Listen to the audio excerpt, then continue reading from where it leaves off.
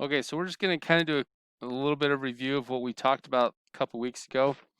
So mutually exclusive. Let's draw a little Venn diagram.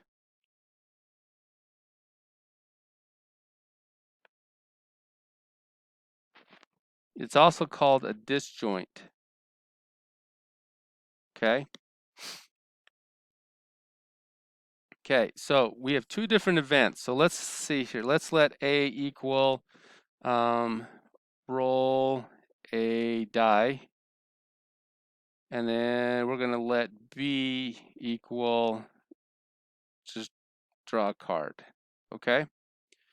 So when we roll a die, we roll or draw a card, what we're looking for is their outcomes. Okay.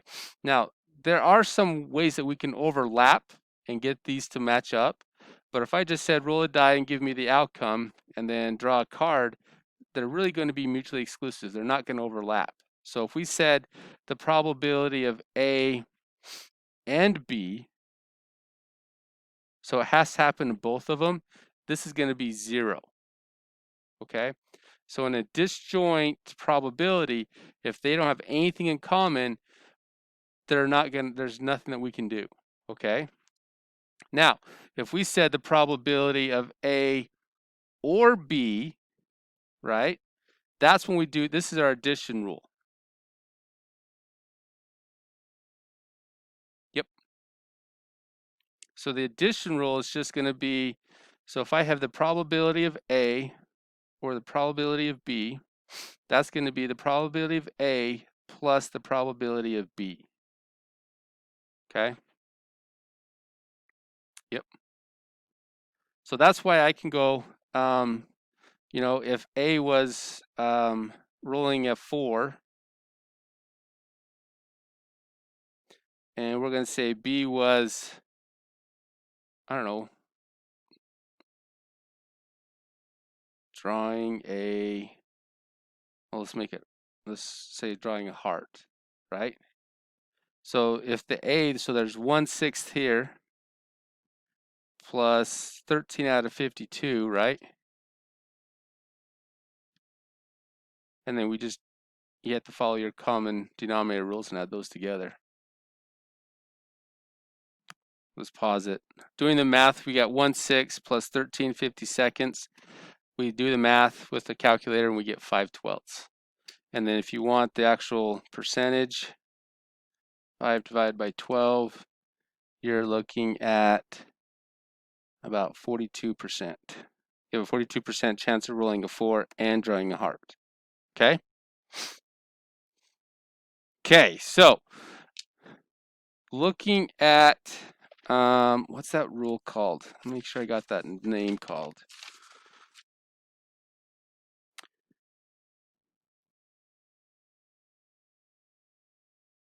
Oh, that's right.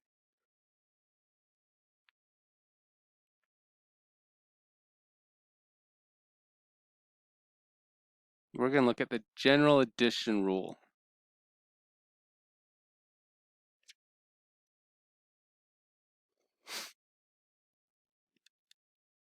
Okay, so what we can have most of the time,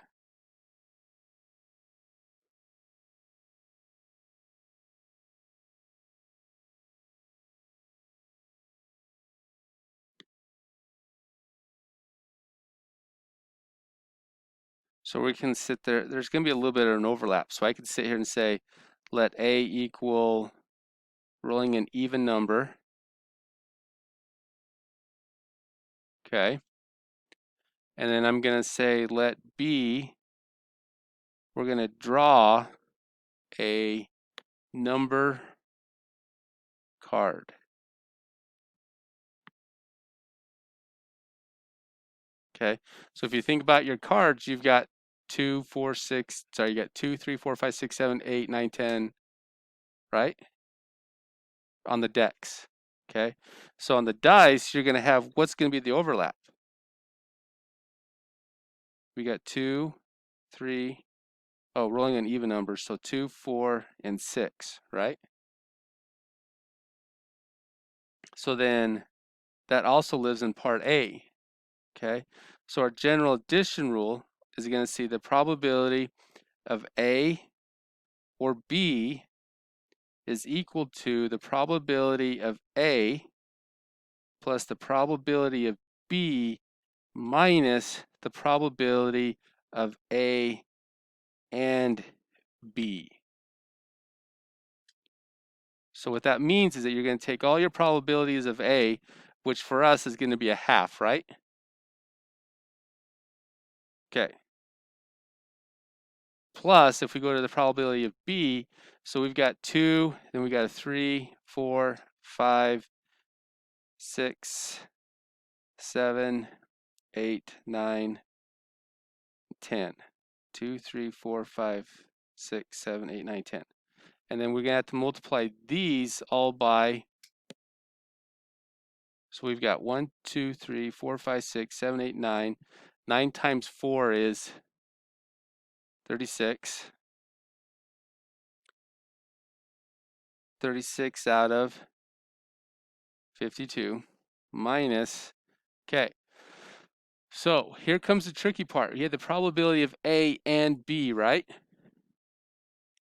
So we're going to know what's the probability of rolling a 2, 4, and 6, which is still 1/2.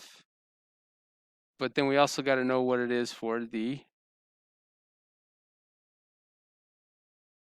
drawing a card, right? We've got 4 different suits. So this is actually going to be,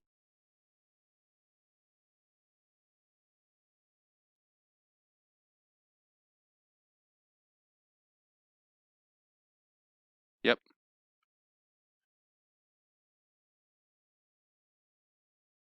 like that.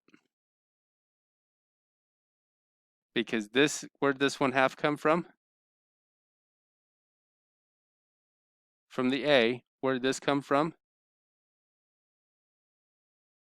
This came from the B. So we're doing the multiplication. So we're just multiplying those together to simplify it. So pause it real quick. Okay, so what we did is we went over and I remembered a couple different things when we were talking this off camera. So the probability of A is 1/2. Probability is still 36/50 seconds, but the probability of P of A and B needs to be focusing on just the rolling of the die because that's our smallest probability. And so we're just going to focus on that and take those out. Now, if I didn't, and we just left the 12/50 seconds in there, I would have gotten 14/13, which is more than 1. So if you ever get a probability that's more than 1, then you know you've done something wrong. You need to go back and check your math, check your calculator, and that type of thing, because your probability is always going to be between 0 and 1. So if you can get anything bigger than 1, you know that something's not right. Okay? All right. So then, how are we going to do this next part? Is that in the next one? Let's do this.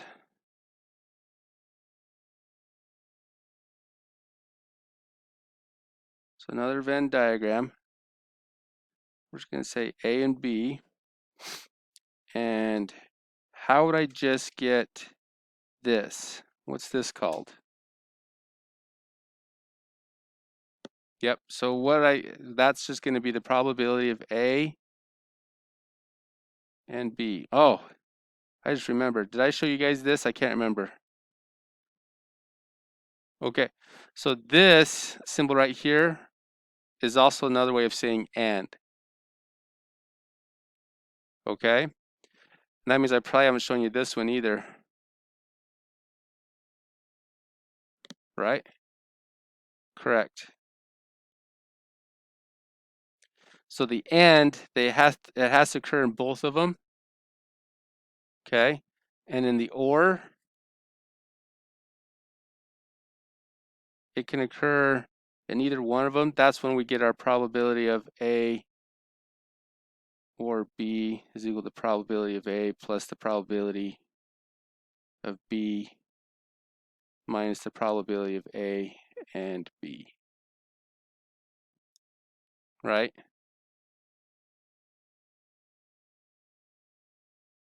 Okay, so what we're going to do is we're going to stop there. We're going to practice with a lot of these examples through here, okay? And then we'll probably pick up 5.3 later on. So we're going to do a couple examples. Let me pause this. I'm going to do an example. We're doing 49A. It says, what's the probability of a female, right? So how many total people do we have in this one? 595. And then how many females do we have?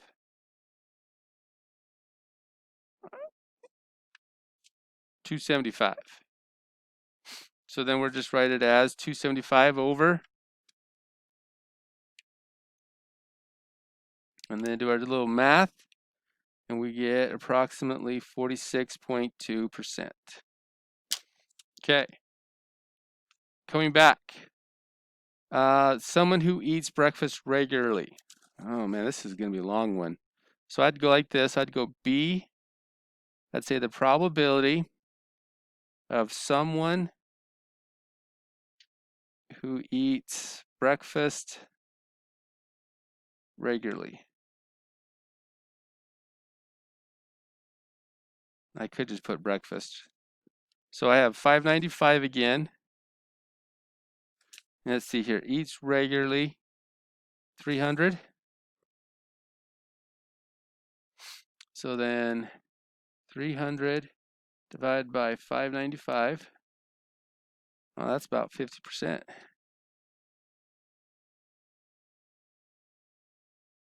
For this data set, it is. Yeah, we're real life, we don't know. So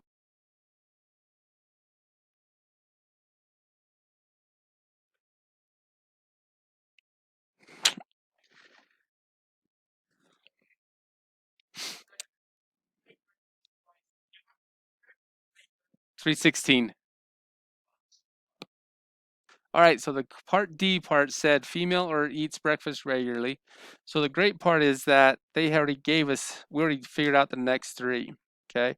So the female, and then we had the probability of eating breakfast regularly, minus the probability it's a female and they eat breakfast regularly. So we subtract the overlapping part, and we find out that we get 78.2%.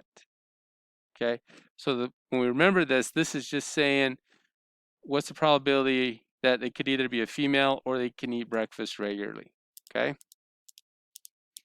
Okay. Sweet. Let me pause this again. So this is the list of homework that we've had.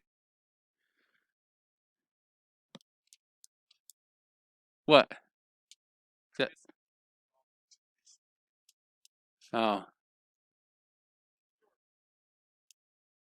Anyway, so those are the problems that we should be able to get through. We're going to do tomorrow. We'll work some more on two-way tables and make sure we got all that. Make sure that everybody's on the same page that we're doing. So I'm going to spend an extra day on this to try and make sure we're all caught up with everybody. And then we'll start 5.3 on Wednesday, and then finish it on Thursday, and then we'll review next Monday and Tuesday. And then I'm going to open the test. I don't know. We'll work on that. Okay.